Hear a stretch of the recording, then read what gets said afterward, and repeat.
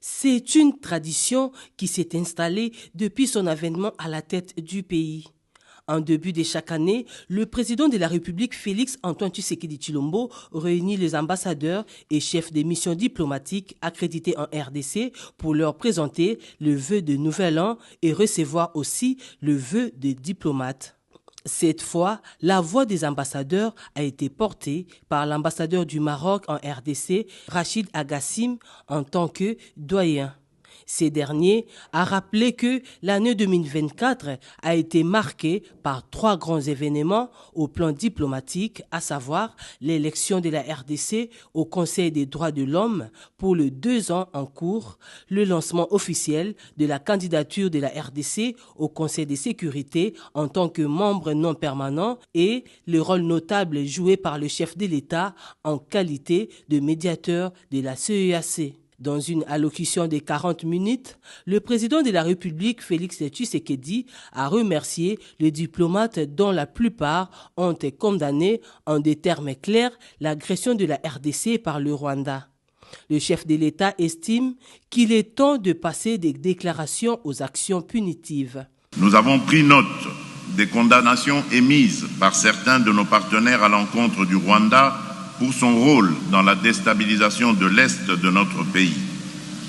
Ces prises de position, bien qu'importantes, restent insuffisantes face à la gravité des actes commis et à leurs conséquences humanitaires désastreuses.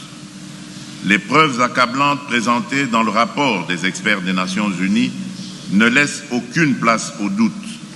Des sanctions concrètes et immédiates doivent être adoptées pour mettre fin à cette agression et prévenir une escalade régionale.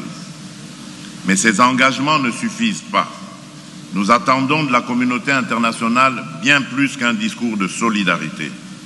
Ce dont la République démocratique du Congo a besoin de la part de ceux qui se considèrent comme ses amis, ce sont des actions décisives, d'un soutien concret et d'un engagement ferme pour répondre aux défis sécuritaires, économiques et humanitaires auxquels nous faisons face.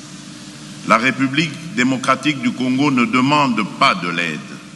Elle exige une solidarité juste et équitable, fondée sur le respect de sa souveraineté, de son intégrité territoriale et de ses droits fondamentaux.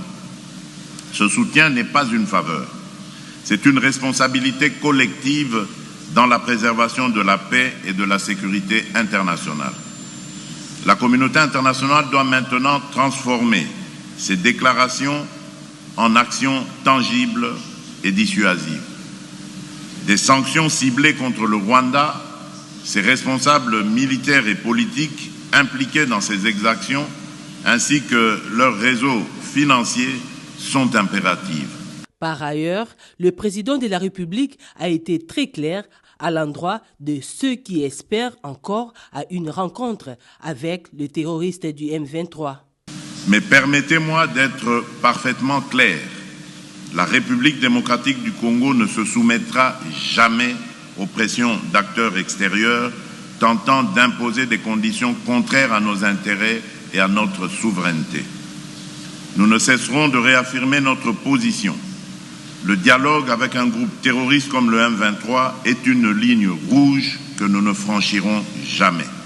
Le chef de l'État a également clarifié la position officielle de la RDC sur la peine de mort. Elle est applicable aux terroristes et aux militaires qui trahissent le pays. Le président Tshisekedi a terminé son discours en exhortant chacun des diplomates d'être des ambassadeurs de la République démocratique du Congo auprès de leurs gouvernements et institutions respectifs et de porter avec fierté le message d'un pays en plein dynamisme, ouvert au monde et déterminé à bâtir un avenir prospère.